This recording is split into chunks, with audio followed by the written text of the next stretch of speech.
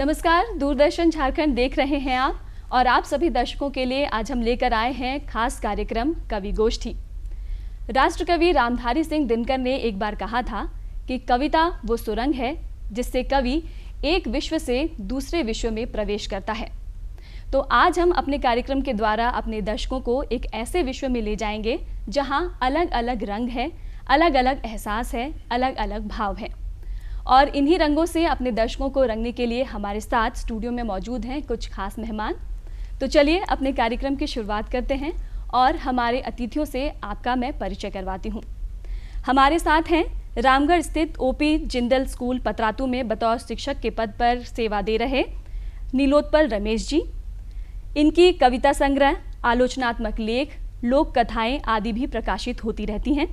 जयशंकर प्रसाद स्मृति सम्मान, व्यथित सम्मान, शब्द शिल्पी सम्मान से सम्मानित हो चुके नीलोत्पल जी, आपका बहुत बहुत स्वागत है। नमस्कार मैडम, स्वागत है आपका। आप राधा कृष्ण सम्मान से सम्मानित पूर्व अध्यक्ष हिंदी विभाग विनोबा भावे विश्वविद्यालय हजारीबाग, केंद्रीय साहित्य अकादमी नई दिल्ली के सदस्य रह चुके। कविता के साथ साथ आपने कई मशहूर पुस्तकें भी लिखी हैं। वर्षों से प्रसंग पत्रिका संपादित कर रहे हैं। शंभू बादल जी, आपका स्वागत है कवि गोष्ठी में। धन्यवाद मैडम।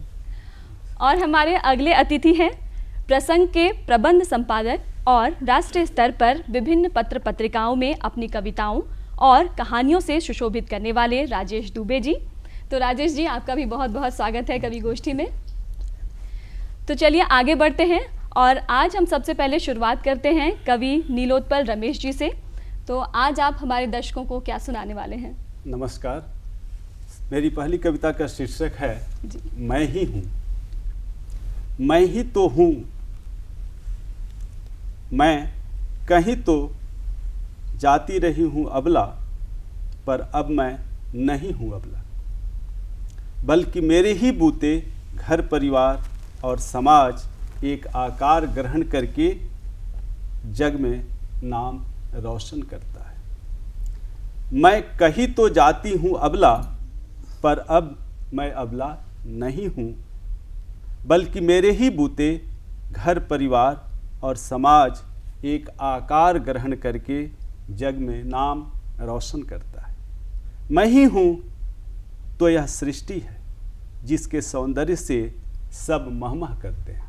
मैं ही हूँ तो यह सृष्टि है जिसके सौंदर्य से सब महमह करते हैं। मैं ही हूँ तो यह घर परिवार और पास पड़ोस है जिसके सौंदर्य से और खुशबू से फैलती है पूरे ब्रह्मांड में, जिसका सौंदर्य और खुशबू फैलता है पूरे ब्रह्मांड में।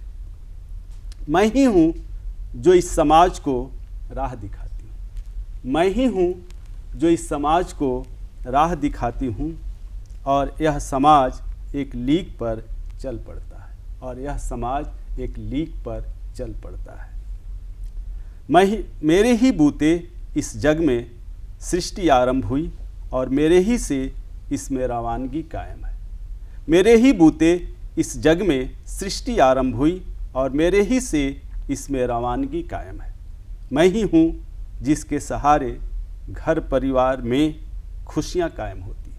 मैं ही हूँ जिसके सहारे घर परिवार में खुशियाँ कायम होती है।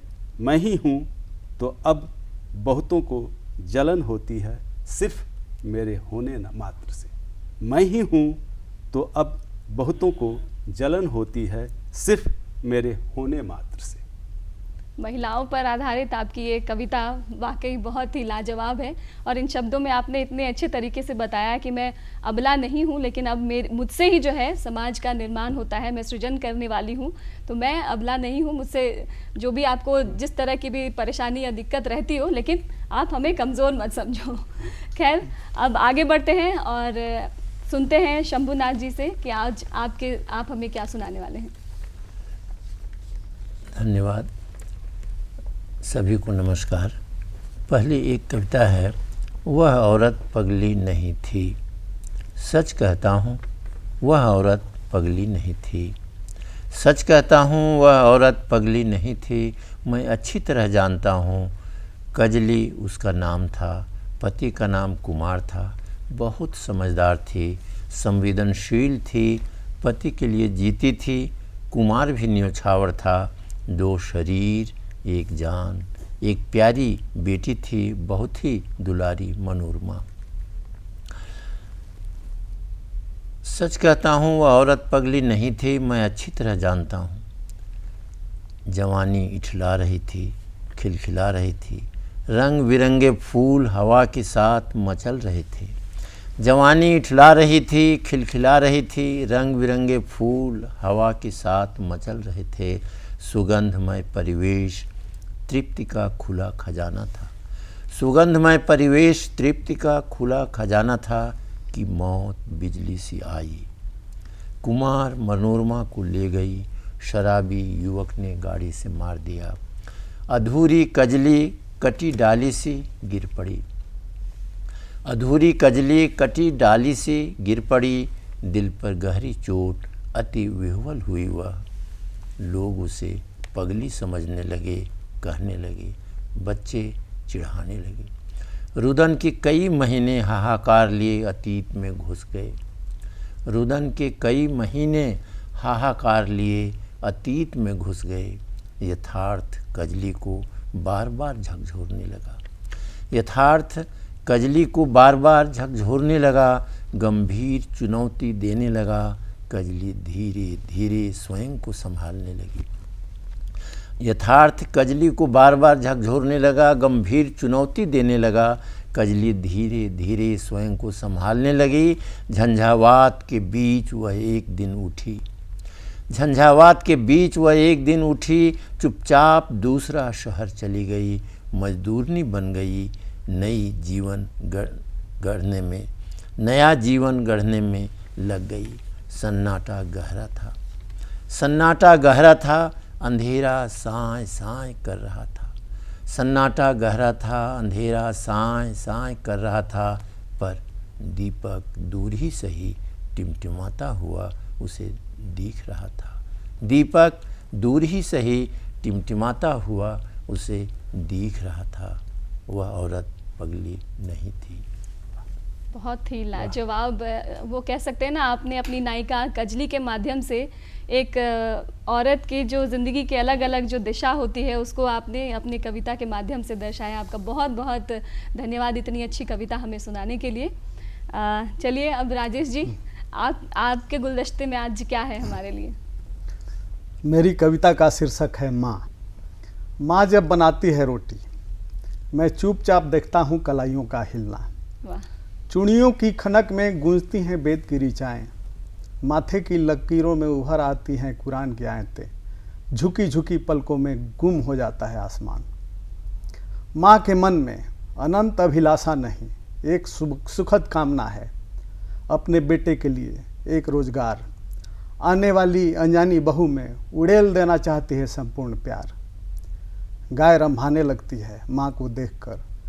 काली कुतिया पूंछ हिलाने लगती है माँ के पच्चाप को सुनकर। तुलसी का पौधा लहराता है माँ जब जल डालती है।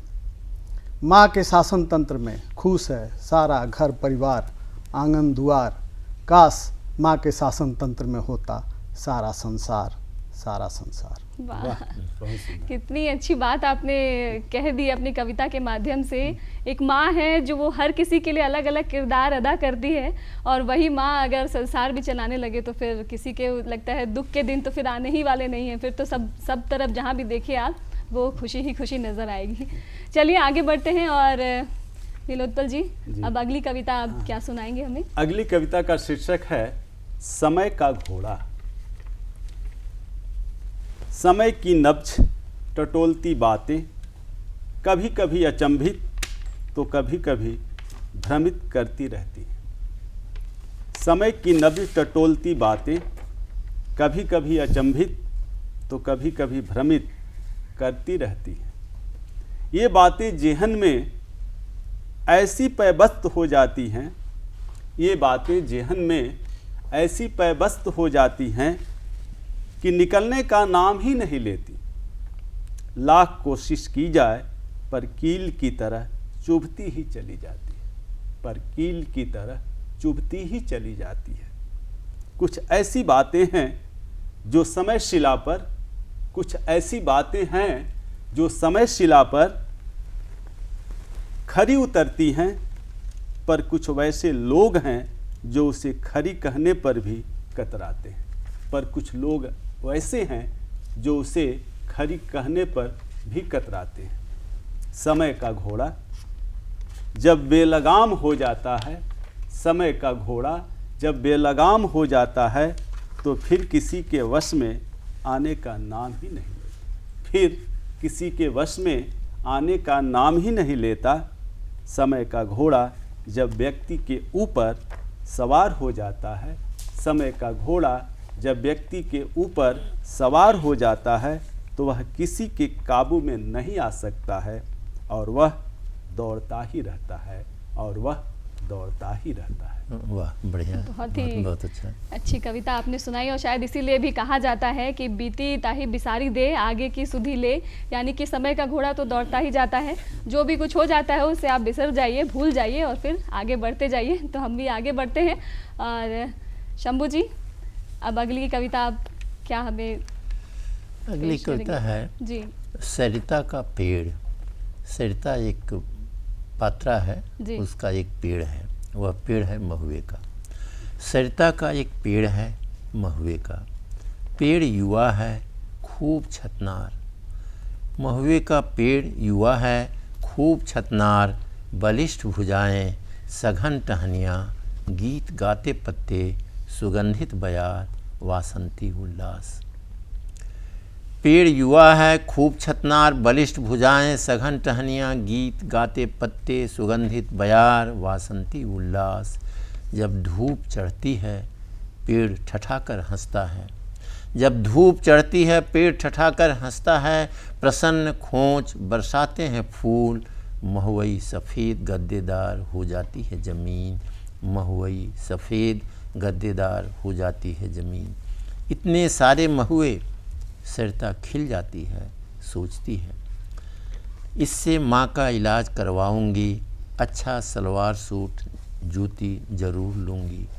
महुआ बहुत मीठा है, महुआ बहुत मीठा है, माँ को पसंद है, शाम को एक हड़िया सिझाऊंगी, मन भर खाऊंगी, पड़ोसियों को खिलाऊंगी, पड़ोसियों को महुआ ज़रूर खिलाऊंगी। महुआ के रस से ही शंभू जी आपने इस कविता के रंग को रंग दिया है। आपने बहुत अच्छी कविता सुनाई, उसके लिए बहुत बहुत धन्यवाद। अब आगे चलते हैं हम राजेश जी के पास। तो राजेश जी, अगली कौन सी पेशकश है आपके पास? अगली कविता मेरी है कोरोना तुम फिर आना। अरे बाप रे। जब नदियाँ प्रदूषित हो जाएं, जी, जब नदियाँ प्रदूषित हो जाएं, हवाओं में जहर फैल जाए, आदमी नष्ट करने लगे पर्यावरण, कोरोना तुम फिर आना। जब जीवन में लेने के लिए मच जाए होड़, प्रकृति का होने लगे दोहन, कटने लगे पेड़, रूठने लगे मौसम, भाईचारा जब पहुंचने लगे दुश्मनी और परायापन की ओर, फसलों और पौधों का बिगड़ने लगे मौलिक गुणधर्म, फूलों का बिगड़ जाए सुगंध, कोरोना तुम फिर आना। जाना। जाति और धर्म का बढ़ जाए आतंक, त्यौहार पैदा करने लगे भय और गढ़ी जाने लगे जीवन की झूठी परिभाषा, शिक्षा से लुप्त हो जाए ज्ञान, धनोपार्जन के लिए भटक जाए इंसान, लालच पैदा होने लगे मन में, अन्यायी हो जाए ईमानदार, पूजे जाने लगे बेईमान, कोरोना तुम तब फिर आना। नर नारी लिप्त हो जाए भोग की दुनिया में, खत्म होने लगे गुरुजनों का सम्मान, लोग भूलने लगे रिश्ते, कोरोना तुम फिर आना, कोरोना तुम फिर आना। कहते हैं ना, हर सिक्के के दो पहलू होते हैं, कुछ अच्छे होते हैं तो कुछ बुरे होते हैं। तो कोरोना जहाँ एक तरफ हमें मन में जिसे सुनकर भय आता है, लेकिन वो कहते हैं ना, कवि की नज़र तो बस अलग ही होती है। तो उनके नज़र से सुनिए कि वो क्यों कहना चाहते हैं कि कोरोना तुम फिर आना। बहुत अच्छी तरीके से आपने इस कोरोना को भी एक बहुत अच्छे भाव से पेश किया। बहुत ही क्या कह सकते हैं कि उसका एक सकारात्मक पहलू आपने दिखाया, उसके लिए बहुत बहुत धन्यवाद। और फिर हम चलते हैं नीलोत्पल जी के पास। अब अगली कविता क्या आप हमें सुना रहे हैं? मेरी अगली कविता का शीर्षक है मेरे पिता। मेरे पिता अपने क्षेत्र की जाने माने होम्योपैथिक चिकित्सक थे। मेरे पिता अपने क्षेत्र के जाने माने होम्योपैथिक चिकित्सक थे, जिनके बारे में अक्सर चर्चा होते रहती थी कि उनकी बदौलत जीवन पाए परिवार के लोगों ने उनके बेटे को डॉक्टर ने इलाज करने से मना कर दिया था, तब मेरे पिता ने उसकी जान बचाई थी। अपने क्षेत्र में इस बात की चर्चा होते रहती है कि मेरे पिता की बदौलत कई लोगों ने अपने जीवन को पाया है। मेरे पिता जवानी के दिनों में रोजी रोजगार के लिए बहुत भटके। मेरे पिता जवानी के दिनों में रोजी रोजगार के लिए बहुत भटके। उनकी नौकरी उन दिनों कोलियरी में लग भी गई थी, पर घर पर मेरे बड़े भाई अक्सर बीमार रहने लगे थे, जिसकी वजह से उन्हें सब छोड़ छाड़ कर वापस लौटना पड़ा घर। तब से फिर कभी नहीं निकले बाहर। तब से फिर कभी नहीं निकले बाहर। मेरे पिता हम 4 भाइयों को एक साथ जोड़कर जीवन पर्यंत रखे रहे, कभी बिखरने नहीं दिए। भले ही कई बार विपरीत परिस्थितियां आईं, भले ही कई बार विपरीत परिस्थितियां आईं। मेरे पिता थे जैसा कि सबके होते हैं, पर गरीबी में भी किसी चीज़ की कमी नहीं होने दिए किसी भाई को। गरीबी में भी किसी चीज़ की कमी नहीं होने दिए किसी भाई को। बहुत ही भावपूर्ण कविता। कहते हैं ना कि आप पिता जो होते हैं वो घर के एक आधार स्तंभ होते हैं, और वो ही हर चीज़ को, आपकी हर खुशी को हर तरह से वो किरदार अदा करते हैं और वो पूरा करते हैं। तो आपने अब सारी भावनाएं जैसे इस कविता के माध्यम से उड़ेल कर रख दी। चलिए अब शंभू जी, अब आपसे हम क्या सुनेंगे? एक छोटी सी कविता मैं सुनाता हूँ। जी ज़रूर। नाम है चुनिया बीसू के शौर्य गीत। चुनिया बीसू के शौर्य गीत। सुबह के 7 बजे थे, हवा हल्की ठंडी थी। सुबह के 7 बजे थे, हवा हल्की ठंडी थी। सूरज बादलों के साथ लुका छिपी खेल रहा था। चिड़ियाँ पेड़ों पर चहक रही थीं, दानों की खोज में इधर उधर उड़ रही थी। सुबह के 7 बजे थे, हवा हल्की ठंडी थी।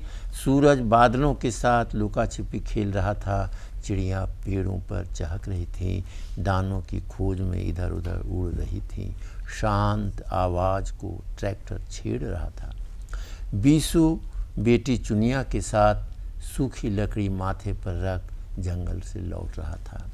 बीसू बेटी चुनिया के साथ सूखी लकड़ी माथे पर रख जंगल से लौट रहा था। उनकी सतर्क आँखों ने दूर से ही देख लिया। उनकी सतर्क आँखों ने दूर से ही देख लिया। 3 कुत्ते उनकी ओर धीरे धीरे आ रहे हैं। नज़दीक आते ही चुनिया ने उन पर लकड़ी का गट्ठर पटक दिया।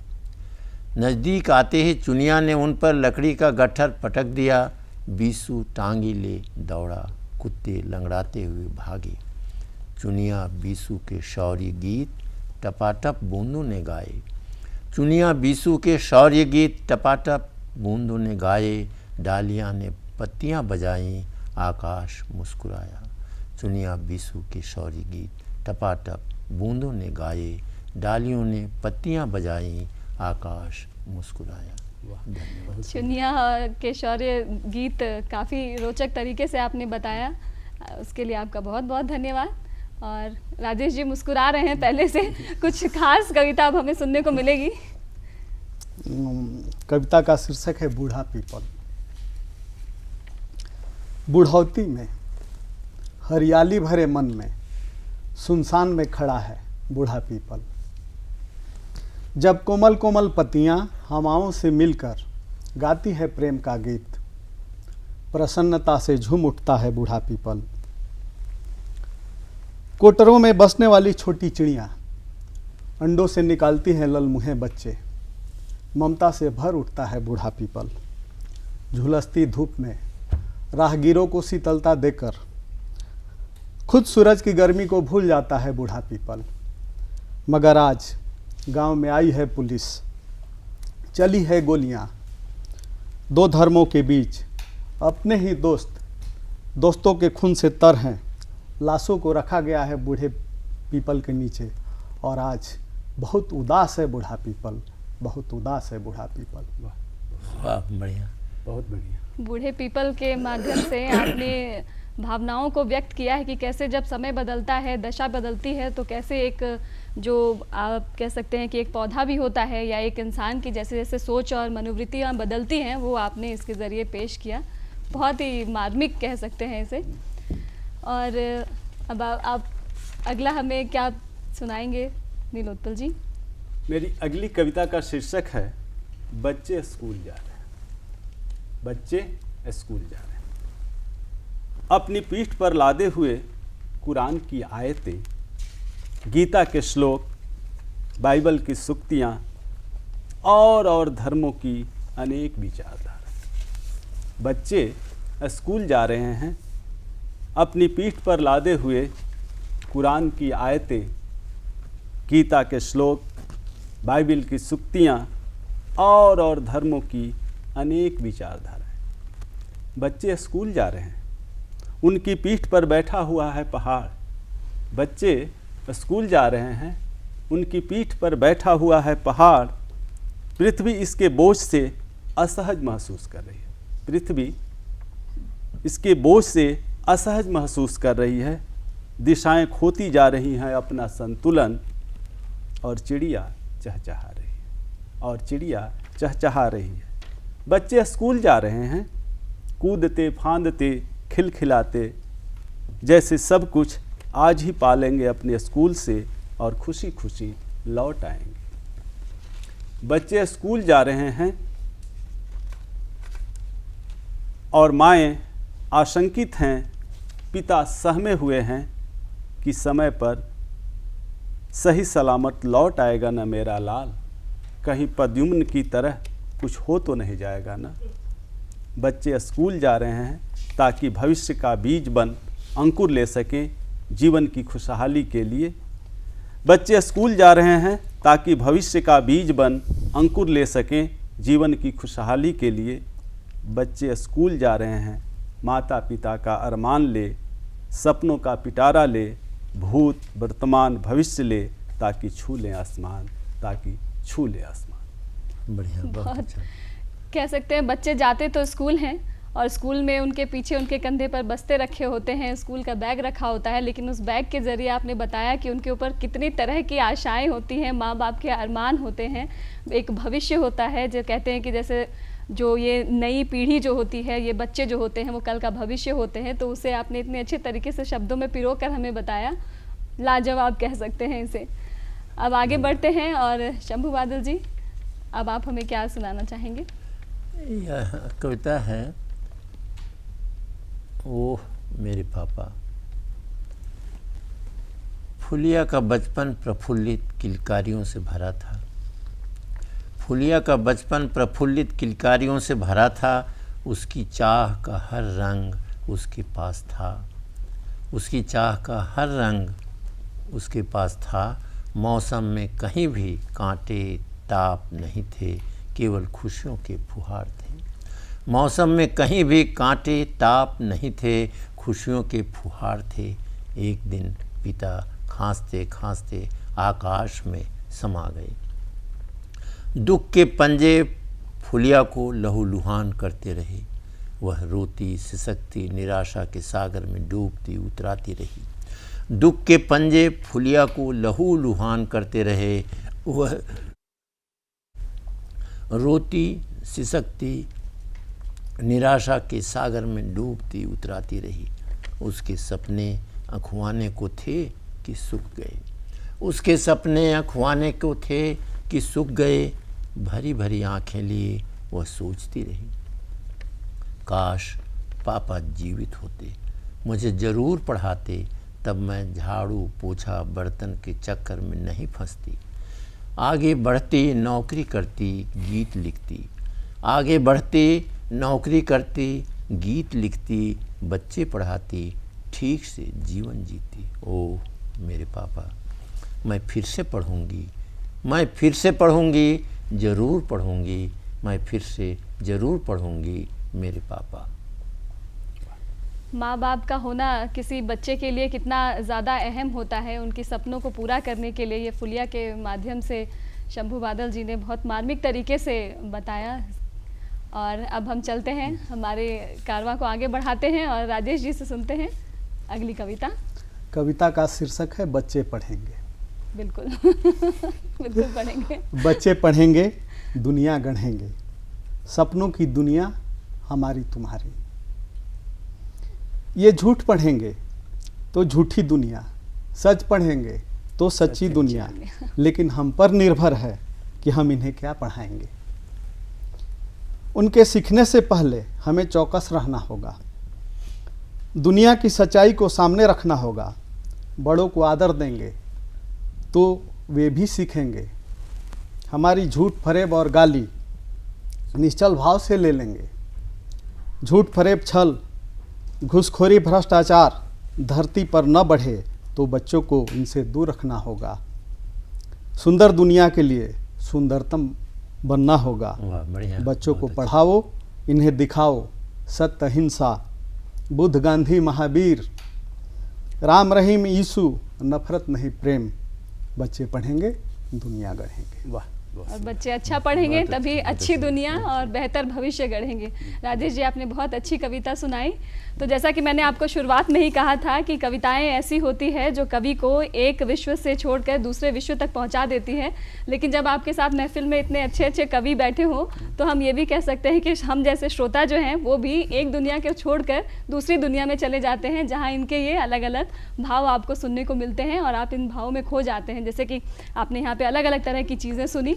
तो हमारे सभी तीनों अतिथियों, आप सभी का बहुत बहुत धन्यवाद। आपने इतनी अच्छी कविताओं से कवि गोष्ठी को बिल्कुल सुशोभित किया, इसके लिए आपका धन्यवाद। इसी तरह देखते रहिए दूरदर्शन झारखंड। हमें दीजिए इजाज़त। नमस्कार। नमस्कार।